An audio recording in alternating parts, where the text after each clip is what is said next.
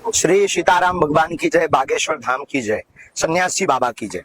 हम नेपाल की धरती पर हैं। नेपाल की प्रियता और नेपाल का सौंदर्य और नेपाल भक्ति की भूमि है, जहां माता जानकी जी प्रकट हुई। आज हमको कोसी नदी में स्नान करने का सौभाग्य मिला। यहाँ 7 नदियों का संगम है, जहाँ भगवती भी विराजमान है। कुछ ही दूरी पर यहाँ पर बरहा स्थान विराजित है। ये गिरी कंदराओं से एकदम प्रकृति के साथ है और प्रकृति से भरपूर है। प्रकृति मतलब परमात्मा, प्रकृति मतलब ब्रह्म, प्रकृति मतलब ईश्वर। प्रकृति से जो कनेक्टेड रहता है वो परमात्मा से कनेक्टेड रहता है। हमारी बीमारियों की सबसे बड़ी जड़, हमारे रोगों की सबसे बड़ी जड़ अगर कुछ है तो आधुनिकता है।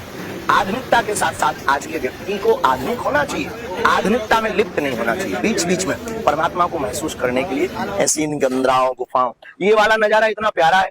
हम सब नाव से चल करके आए, रास्ता यहाँ है नहीं है, तो हम जगत गुरु जी महाराज जी, यहाँ के चतरा धाम के जगत गुरु जी, आपकी कृपा हुई और हम चल करके यहाँ पर नाव से आए हैं। यहाँ की पूरी पुलिस प्रशासन और यहाँ की पूरी आर्मी, जो नेपाल की एपीएफ टीम है, वो पूरी टीम यहाँ आई हुई है।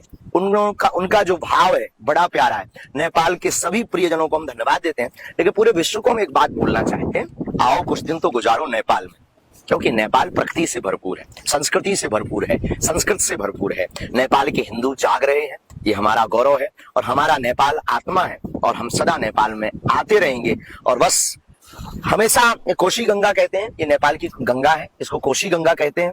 कोशी गंगा के किनारे आज हमने स्नान भी किया, क्योंकि कोशी गंगा में स्नान किया और हवन भी किया किनारे पर।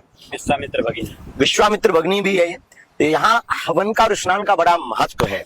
गंगा स्नान से जब स्नान करके हम बाहर निकलते हैं तो शरीर को पोंछा नहीं जाता, ऐसा हमारे शास्त्र कहते हैं। तो इसलिए नहीं पोंछा जाता क्योंकि जो जल होता है ना, वो पितरों को तृप्त करता है, पूर्वजों को तृप्त करता है। हमारे पूर्वजों को जो जल देने की परंपरा है, इसलिए गंगा, यमुना, सरस्वती, जब भी ऐसे तीर्थ स्थानों पर जाएं तो आप स्नान जरूर करें।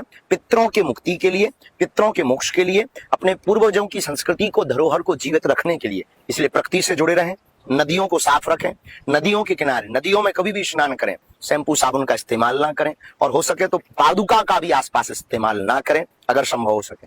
हम फिर से नेपाल की चर्चा, आगे की यात्रा आपको कल बताएंगे। कल थोड़ा सा अलग है और कथा महोत्सव बहुत अद्भुत चल रहा है। यहाँ का महाकुंभ चल रहा है, नेपाल का महाकुंभ 12 वर्ष में हो रहा है। पूज्य जगत गुरु महाराज जी उसी महाकुंभ में टेंट लगाए हैं, तंबू लगाए हैं और ये राम मंदिर बना रहे हैं, नेपाल में हिंदुओं को जगा रहे हैं और हम कथा सुना रहे हैं। और शायद कल दिव्य दरबार भी लगेगा, कल या परसों दिव्य दरबार भी यहाँ लगेगा। हम बाकी चर्चा आपको फिर बताते रहेंगे। आप नेपाल की यात्रा में जुड़े रहिए, फिर हम आपको कहेंगे आओ कुछ दिन तो गुजारो नेपाल में, यहाँ की संस्कृति, यहाँ की प्रकृति, यहाँ की संस्कृति देखने के लिए। और हाँ, पवित्रता बनाए रखें। ऋषियों की भूमि है, तपोभूमि है। ये कंदराओं का नजारा ऐसा कह रहा है मानो ये आपको बुला रहे हो। ये अपने प्राचीन परंपराओं को बता, आज भी जैसे के तैसे प्राकृत स्वरूप जो के त्यों है। ये भारत को, हम सबको बहुत गौरव का विषय है। जय श्री राम।